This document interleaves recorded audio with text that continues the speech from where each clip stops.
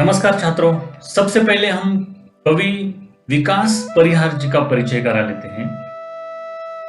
कवि विकास परिहार जी का जन्म 1983 में मध्य प्रदेश के गुना नामक गांव में हुआ।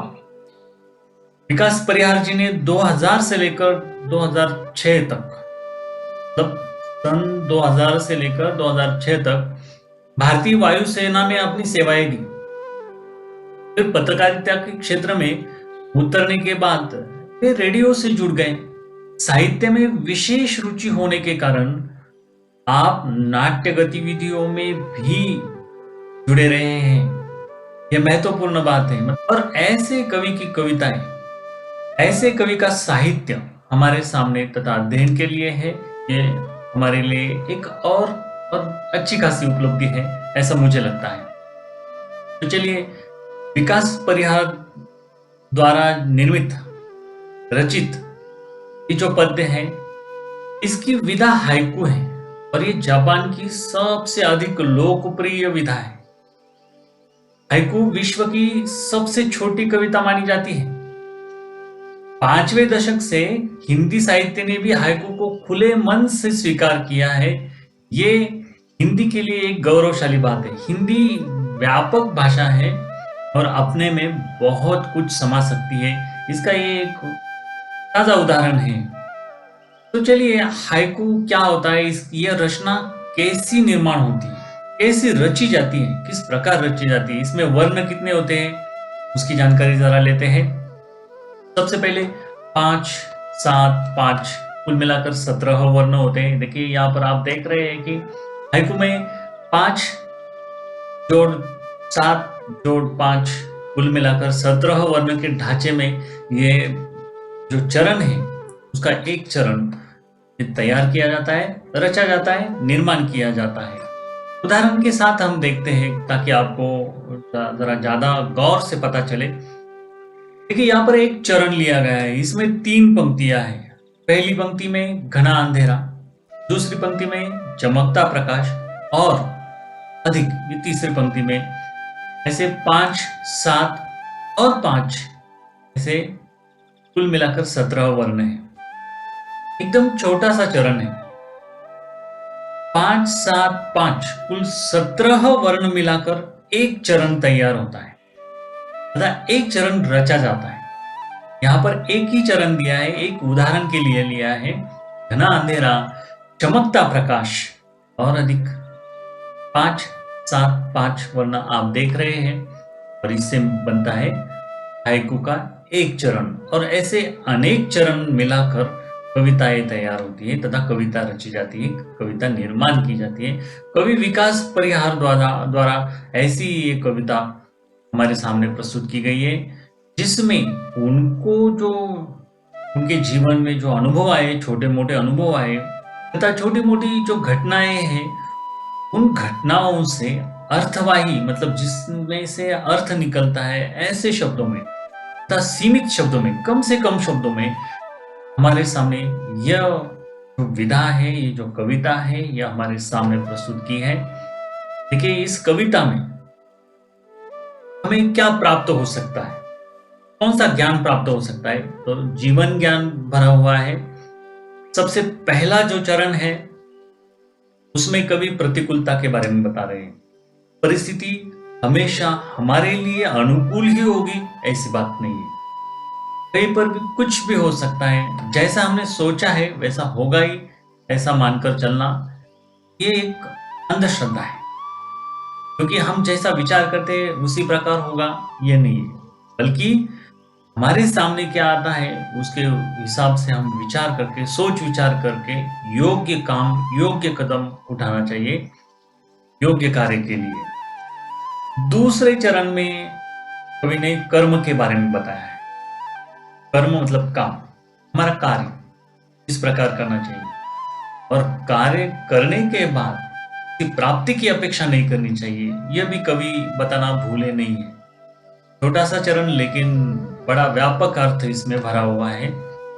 तीसरा जो चरण है इसमें आत्मनिर्भरता के बारे में बताया है। आत्मनिर्भर मतलब स्वावलंबी होना। कोई आपत्ति, कोई विपदा, कोई संकट हमारे ऊपर गिरते ही रहते हैं, आते ही रहते हैं। ऐसे दौर में किसी की मदद की जो इच्छा है हम ज्यादातर कर सकते हैं, लेकिन उस समय कोई होगा ही मदद करने के लिए, ऐसी बात नहीं है। तो ऐसे समय में हमें खुद निर्णय लेना बहुत आवश्यक होता है। ये बात कवि यहाँ पर बताना चाहते हैं। चौथे चरण में आनंद के बारे में बताया है। आनंद क्या होता है? किसी कि हम पीड़ाओं से, मुसीबतों से घिरे हुए हैं, ऐसे में एक प्रकाश की किरण हमें मिलती है जो आनंद देती है, तो उसका लुत्फ उठाना चाहिए। जीवन आनंदी बनाने के लिए, खुशहाल बनाने के लिए उन बातों का, उन प्रसंगों का, उन छोटी मोटी घटनाओं का, हास्यपरक घटनाओं का, जो हमें, हमारे मन को, हमारे हृदय को और दिमाग को शांति दे, ऐसी बातों का हमें आनंद उठाना चाहिए। कवि यह भी हमारे सामने बात रख रहे हैं। पांचवी जो बात है, पांचवा जो चरण है, उसमें कवि स्थित प्रज्ञता के बारे में बता रहे हैं। अभी भी चर्चा हुई कि बहुत सारी मुसीबतें हमारे ऊपर आती है, लेकिन ऐसी मुसीबतों में, ऐसे संकटों में, आपदाओं में तथा विपदाओं में हमें अविचल रहना है, विचलित नहीं होना है, स्थिर रहना है, अस्थिर नहीं होना है, डटे रहना है और उन परिस्थितियों का सामना करना है। जो सामना करता है, जो अविचल रहता है, जो स्थिर रहता है, उसे स्थित प्रज्ञ कहते हैं। और छठा और सातवां एक ही अर्थ भरा हुआ है उसमें, लेकिन हमने यहाँ पर दो चरण है इसलिए दो विषय लिए हैं। कुंठा, कुंठा मतलब हमारे अंदर, हमारे अंतर में जो भड़ास है, हमारे अंतर में जो पीड़ा के कारण निर्माण हुआ दर्द है, उस दर्द को, उस पीड़ा को हमें बाहर निकलना है। और उसका अच्छा खासा मार्ग कवि ने बताया है। हम जब कविता का विश्लेषण पूर्वक अर्थ जानेंगे तब चर्चा करेंगे। सातवें चरण में विषाद के बारे में बताया है। विषाद मतलब दुख। दुख हर एक के जीवन में होता है और उस विषाद को हमें व्यक्त करना चाहिए, निकालना चाहिए, व्यक्त होना चाहिए, ये कवि हमें बताना चाहते हैं। आठवें चरण में जिजीविषा के बारे में बताया है। जिजीविषा का सरल स्पष्ट अर्थ होता है जीवन जीने की इच्छा, लेकिन यहाँ पर कवि एक व्यापक अर्थ हमें बताना चाहते हैं। जिजीविषा जीवन जीना है, लेकिन हर दिन हमारे लिए नया होता है, हर दिन हमारे लिए एक आह्वान लेकर आता है और उसको स्वीकार करना हमारा कर्तव्य है। तभी हम आगे जाकर हमारे जीवन में सफलता प्राप्त कर सकते हैं, ऐसा कवि का मानना है। मतलब हर रोज हमारी जिंदगी नई जिंदगी है, यह सोचकर चलना चाहिए। जीवन जीने की इच्छा तभी निर्माण हो सकती है, नहीं तो मैं कुछ नहीं कर सकता, मैं ऐसा नहीं कर सकता, मैं वैसा नहीं कर सकता। ये जो सोच है, ये जिजीविषा को खत्म करती है। नकारात्मक सोच जिजीविषा को खत्म करती है। तो जरूर हमें जिजीविषा रखनी चाहिए, सकारात्मक सोच के साथ रखनी चाहिए। नौवें चरण में कवि पीड़ा के बारे में बता रहे हैं, जो कि अभी तक हमने चर्चा की कि पीड़ा आंखों के द्वार से हमें बाहर निकाल देनी चाहिए। जो भी यातना है, जो भी वेदना है, किसी से कहना चाहिए, बोलना चाहिए। 10वें चरण में कवि हमें आदर्शों के बारे में बताते हैं। हमारे जीवन को आकार देने के लिए जो आदर्श है, हमारे जीवन को सफलता प्राप्त कराने के लिए तथा आगे ले जाने के लिए जिस किसी ने भी सहाय किया है, सहयोग किया है, वह हमारे एक तरह से नदी के जिस प्रकार दो किनारे होते हैं, ठीक उसी प्रकार ये हमारे किनारे हैं। हमारे जीवन का जो प्रवाह है वह इधर उधर ना जाए, सीधा चलता रहे। इसलिए दो किनारों की आवश्यकता होती है। ऐसे जो आदर्श हैं, चाहे वो माता पिता भी हो सकते हैं, चाहे गुरुजन भी हो सकते हैं, चाहे मित्रगण भी हो सकते हैं, कई कोई आप्तगण भी हो सकते हैं, तो हमें उसके बारे में भी चर्चा करनी है, लेकिन 10वें चरण में। आगे कवि अमरत्व के बारे में बताते हैं। अमरत्व, अमर किसे कहते हैं? शरीर तो मृत हो जाता है, लेकिन हमारा कर्म और हमारे विचार, हमारी सोच अमर रह जाती है। उसके बारे में भी कवि हमें बताना चाहते हैं। और अंत में कवि हमें भौतिकता के बारे में बताना चाहते हैं। तो चलिए, कवि विकास परिहार जी के साथ इन सारे विचारों को लेकर, इन सारे विचारों को जानने के लिए, समझने के लिए, पहचानने के लिए और अध्ययन के लिए हम प्रयास करते हैं विकास परिहार जी के साथ। सबसे पहले मैं कविता का मुखर वाचन करूंगा और आगे जाकर हम कविता का एक एक करके विश्लेषण पूर्वक एक एक चरण जानने का प्रयास करेंगे। लेकिन ये चरण जानते समय, समझते समय हमें एक बात का ख्याल रखना है कि ये जो चरण है, इनका निर्माण किस प्रकार हुआ है। 5-7-5, जैसे कि उदाहरण के तौर पर आपके सामने घना अंधेरा, चमकता प्रकाश और अधिक, ये जो 5-7-5 वर्णों का कुल मिलाकर 17 वर्णों का जो चरण है, ये उदाहरण के लिए आपके सामने रखा था। तो ये बात भी हमें ध्यान में रखकर अगला कार्य करना है। चलिए आगे चलते हैं। सबसे पहले मैं कविता का मुखर वाचन करूंगा, बाद में हम विश्लेषण पूर्वक एक एक चरण की जानकारी लेंगे। घना अंधेरा, कवि कहते हैं, घना अंधेरा चमकता प्रकाश, घना अंधेरा चमकता प्रकाश और अधिक, करते जाओ पाने की मत सोचो जीवन सारा, करते जाओ पाने की मत सोचो जीवन सारा, जीवन नैया। ये आगे तीसरे चरण में कहते हैं, जीवन नैया मझधार में डोले, जीवन नैया मझधार में डोले, संभाले कौन। अगले चरण में कवि कहते हैं, रंग बिरंगे रंग संग लेकर, रंग बिरंगे रंग संग लेकर आया फागुन, कांटों के बीच, कांटों के बीच खिलखिलाता फूल, कांटों के बीच खिलखिलाता फूल देता प्रेरणा।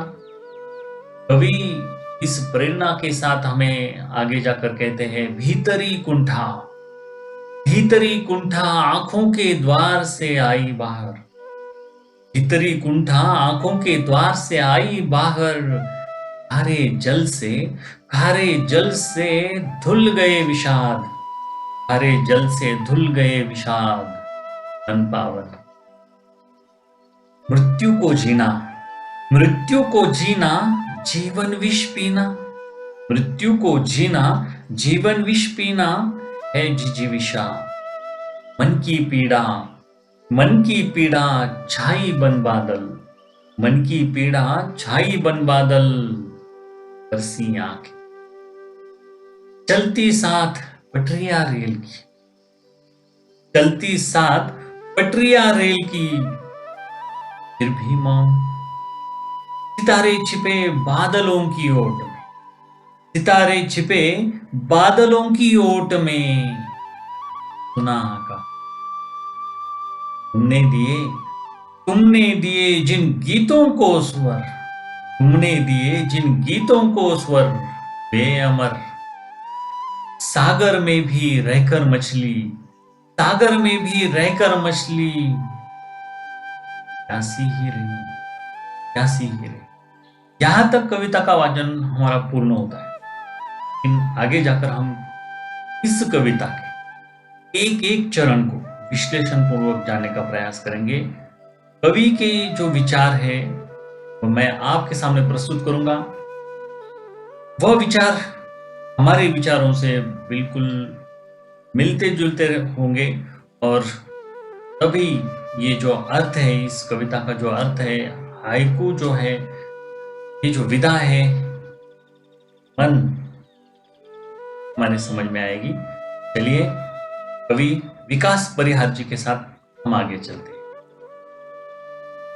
घना अंधेरा, कवि कहते हैं, घना अंधेरा चमकता प्रकाश और अधिक, कवि का मानना है कि ये जो अंधेरा है, ये अंधेरा मुसीबतों का है, ये अंधेरा दुख का है, ये साया है, ये प्रतिकूल परिस्थितियों का अंधेरा है। और ये प्रतिकूल परिस्थितियां हमारे सामने नहीं, इर्द गिर्द मंडरा रही है, हमें ये दुखद अनुभव करा रही है, संकटों के माध्यम से, पीड़ाओं के माध्यम से, यातनाओं के माध्यम से। अंतर का जो दर्द है, अंतर का जो दर्द है, मन का जो दर्द है, उसके माध्यम से बार बार बार हमें ये जो प्रतिकूल परिस्थितियां हैं, ये हमें कमजोर बनाने के लिए इर्द गिर्द मंडरा रही हैं। लेकिन कवि कहते हैं प्रतिकूल परिस्थितियां हमेशा के लिए नहीं रहने वाली। इस प्रतिकूल परिस्थितियों के अंधकार में, तब प्रतिकूल परिस्थिति रूपी अंधकार से कहीं ना कहीं एक किरण, उजाला, एक प्रकाश की किरण जरूर दिखाई देगी और आगे जाकर सवेरा ही सवेरा है। ये प्रतिकूल परिस्थितियां निकल जाएंगी, दुख दूर हो जाएगा और सुख का प्रकाश, सुख का चमकता हुआ प्रकाश हमारे सामने होगा, हमारे साथ होगा, हमारे इर्द गिर्द होगा, प्रकाश ही प्रकाश फैलेगा। कवि का मानना है कि वह कम से कम नहीं, और अधिक होगा। इसलिए कवि कहते हैं घना अंधेरा, ये जो दुख के अंधेरे के बादल जो है वह दूर हट जाएंगे और सुख का चमकता प्रकाश आएगा। अज्ञान रूपी जो अंधेरा है वह दूर हो जाएगा और ज्ञान रूपी प्रकाश भी हमारे सामने आएगा, हमारे साथ आएगा, हमारे इर्द गिर्द। अगली चरण की तरफ चलते हैं। कवि कर्म के बारे में बता रहे हैं। अगले चरण, सबसे पहले कर्म करते जाना है, करते जाओ, कर्म करते जाओ, पानी की मत सोचो, करते जाओ, पानी की मत सोचो, जीवन सारा। करते जाओ, पानी की मत सोचो, जीवन सारा। कर्म के बारे में बता रहे हैं कवि। कवि कहते हैं कि एक दो दिन नहीं, एक दो महीने भी नहीं, एक दो साल भी नहीं, जन्म से लेकर मृत्यु तक कर्म करते रहना है। यही हमारा कर्तव्य है, यही हमारा फर्ज है। और कर्म करते रहने के बाद तथा कर्म करते हुए हमें प्राप्ति की अपेक्षा नहीं करनी है।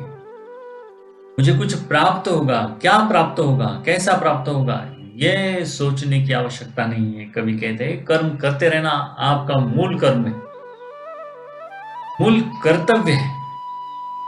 और यही बात 5000 साल पूर्व श्रीमद् भगवद गीता के माध्यम से में मतलब समूचे भारतवर्ष के रहवासियों को, निवासियों को पता है।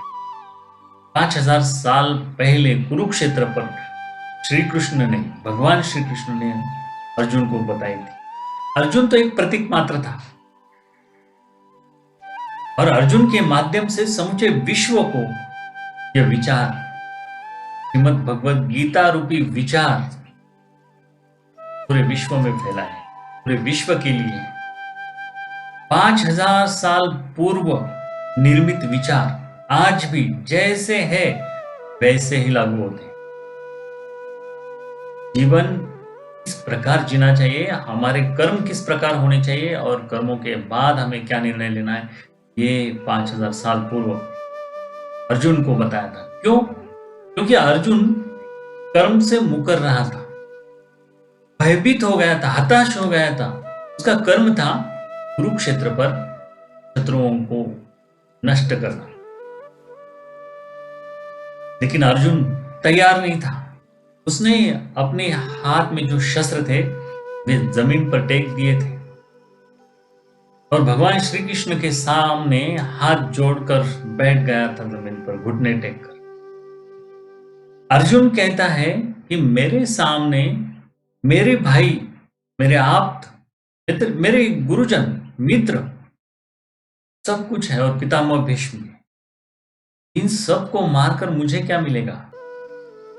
भगवत गीता में पहले ही अध्याय में श्लोक है, यद्यपेते न पश्यन्ति लोभो वह चेतसा कुलक्षयं कृतं पापम मित्रदोहे च पातकम उत्सन्न कुलधर्माणां मनुष्याणां जनार्दन नरके नियतं वासो भवतीत्यनुशुश्रुम।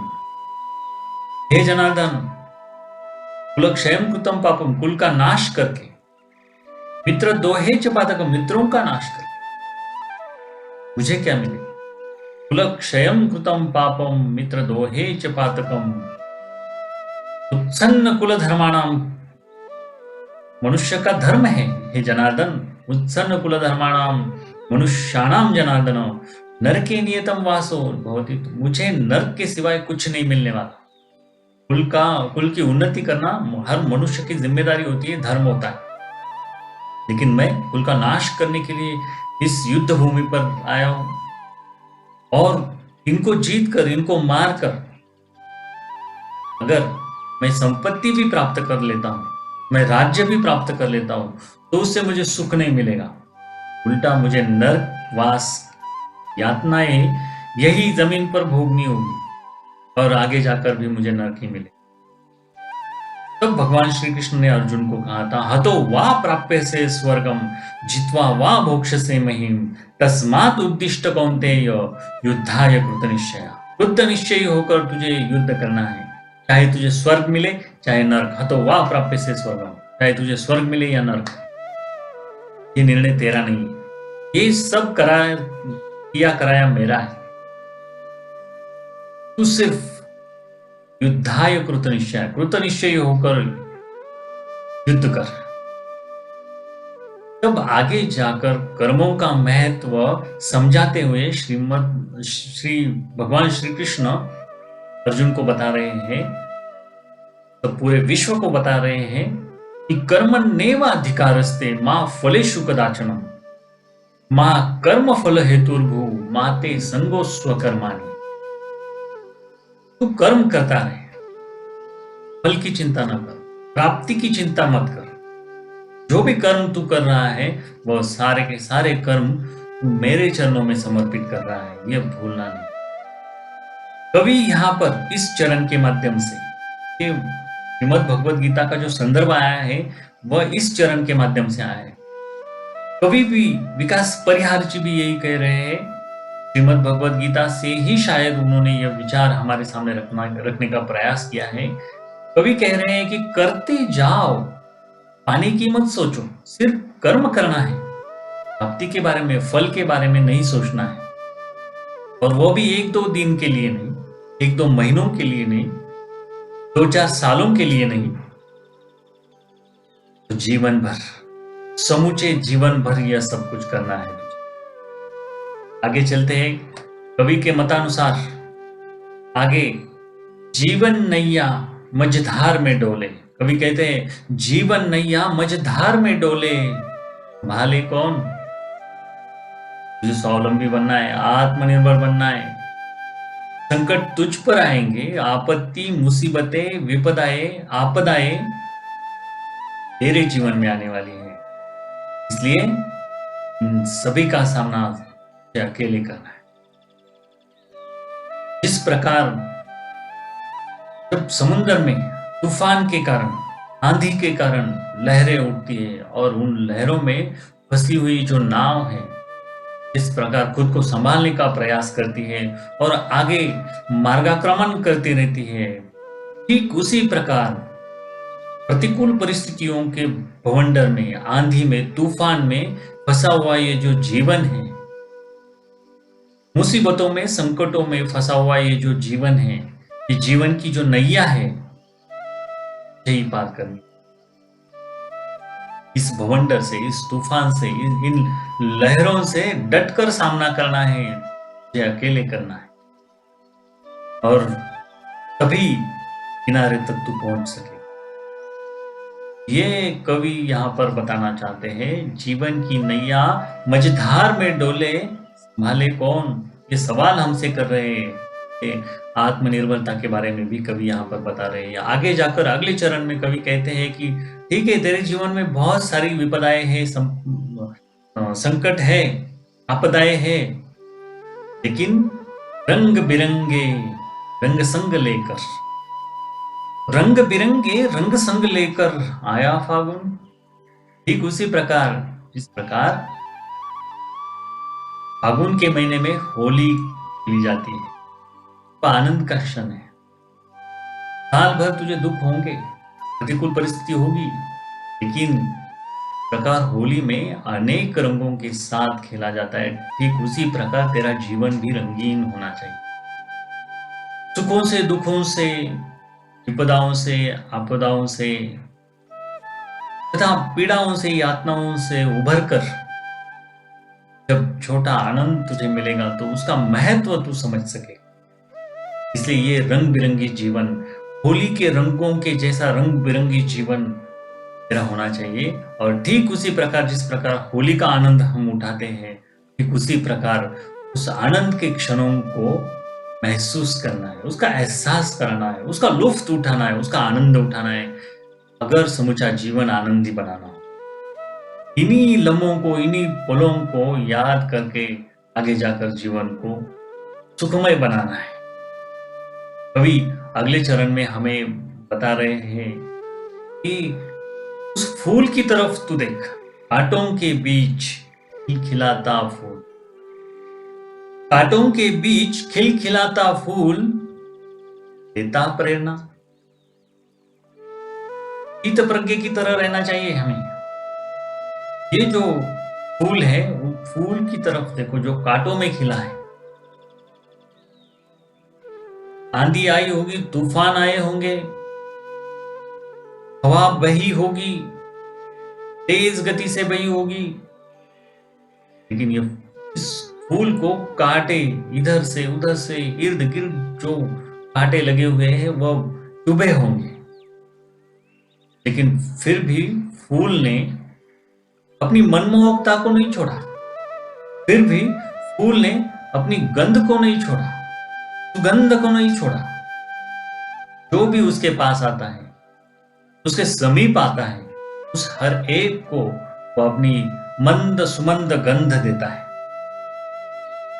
और अपने जो मनमोहक रंग है, उन रंगों से उसकी आंखों को शीतलता देता है।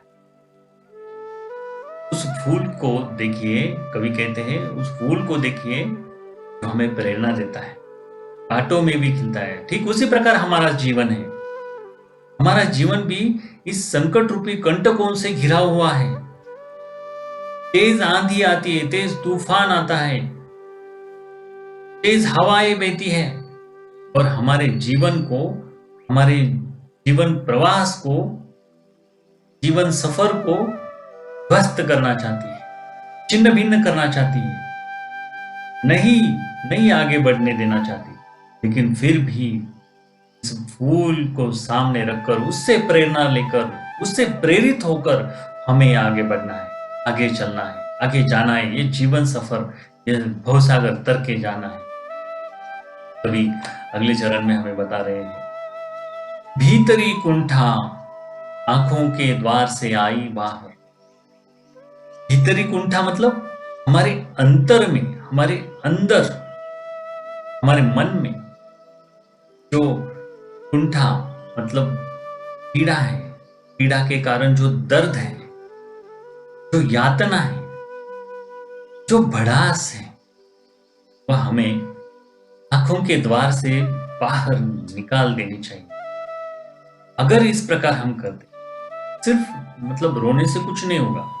अभी यहां पर रोने के लिए नहीं कह रहे, लेकिन अगर आंसू बहते हैं, किसी के सामने हम व्यक्त होते हैं, अपना दर्द, अपनी पीड़ा, अपनी विपदाएं, आपदाएं, संकट हम अगर उसको बताते हैं, थोड़ा सा हमारा मन हल्का हो जाता है। कभी यहाँ पर शीर्षक ही मन देते हैं।